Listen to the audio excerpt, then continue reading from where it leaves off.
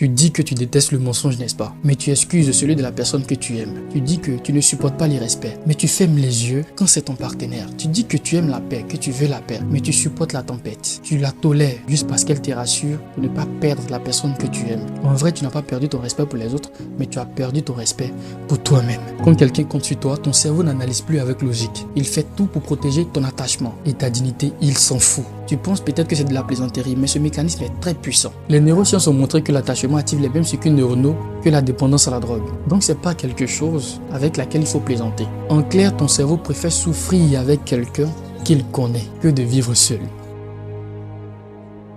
On te respecte pas, on te rabaisse, on te trompe, on t'insulte, on te bat, mais tu es toujours là. Parce que ton cerveau préfère souffrir avec une personne qu'il connaît pour ne pas être seul. Quand tu as peur de perdre quelqu'un, tu finis par te perdre, tu finis par perdre ton respect pour toi-même, tu finis par perdre ta dignité, tu finis par perdre ton estime de soi. Mais c'est pas de ta faute. Depuis tout petit, on te l'a appris, on t'a dit sois gentil avec les autres, sois compréhensif. Mais la vérité dans tout ça, c'est que tu as tellement compris les gens, tu te forces tellement à comprendre les gens que tu oublies de te protéger d'eux. Tu arrives même à un niveau où tu trouves des excuses pour cette personne lorsqu'elle te fait certaines choses. Tu dis que il ou elle a eu une enfance difficile. Elle traverse une période compliquée. Et petit à petit, tu excuses tout. Tu tolères tout. Et tu es là. Au fond, tu n'es pas heureux, mais tu ne veux pas te détacher de cette personne-là. Parce que, comme je te l'ai dit, ton cerveau préfère rester dans ce qu'il connaît.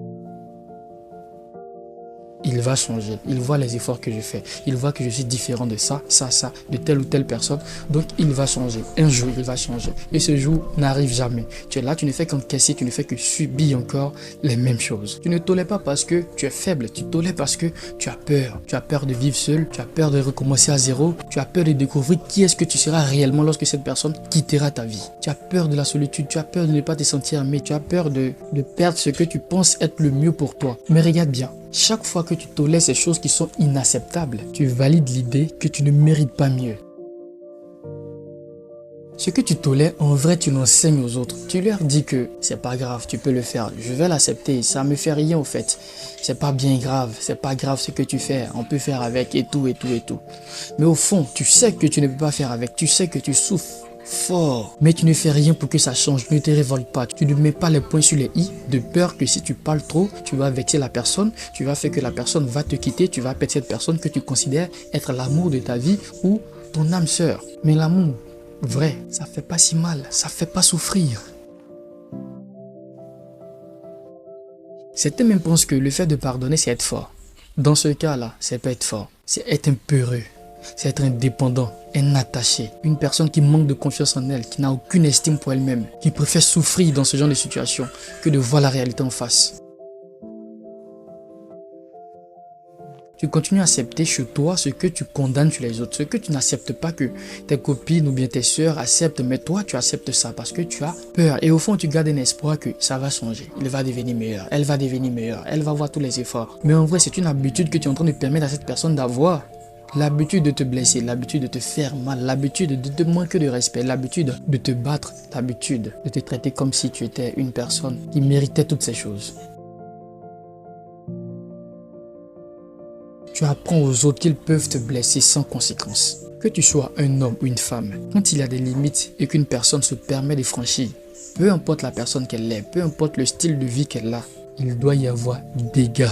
Et cette personne doit assumer les conséquences. Et c'est cela. Dans une relation, il faut établir des limites propres dès le début, qui sont claires, que personne ne se donne le droit de franchir. Si elle essaye ou il essaye, ne serait-ce qu'un peu, de pousser le bouchon un peu trop loin, mais elle va subir ces conséquences qui vont venir. Pour avoir cette paix-là, pour avoir cette tranquillité-là, pour avoir ce respect-là dans ton couple, il faudrait qu'il y ait ce genre de limite, ce genre de comportement sec. Lorsque on transgresse quelque chose que tu as établi dès le départ et que vous étiez d'accord là-dessus, il doit y avoir conséquences, dégâts que l'autre personne assume. Comme je l'ai dit, fixe des limites claires. Même si tu trembles, même si ça va frustrer la personne, il faudrait que tu sois vrai dans ta relation pour dire que moi je ne peux pas accepter ça, je ne vais jamais accepter ça.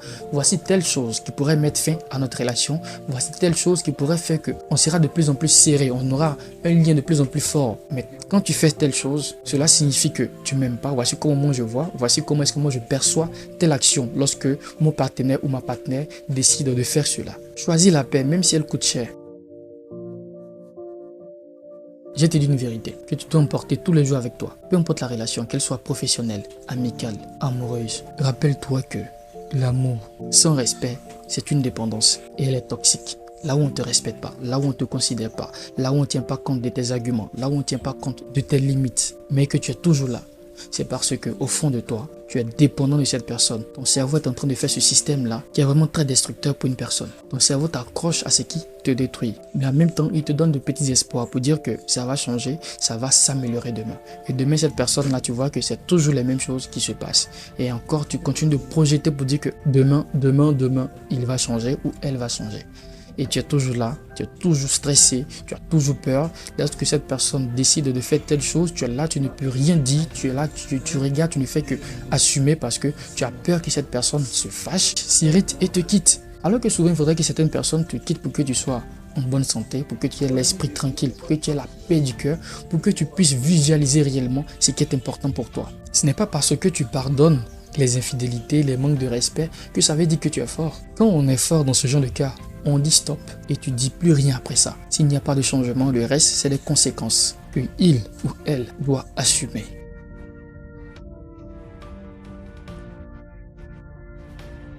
Pour terminer, j'aimerais que tu retiennes ces choses. Quand tu as peur de perdre quelqu'un, tu finis par te perdre toi-même. Ce que tu tolères, tu l'enseignes.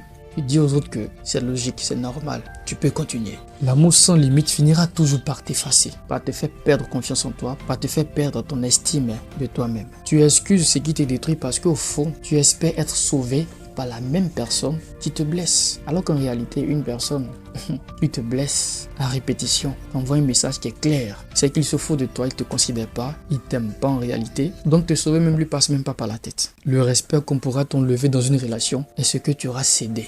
Comprends ces choses et puis commence à travailler sur toi.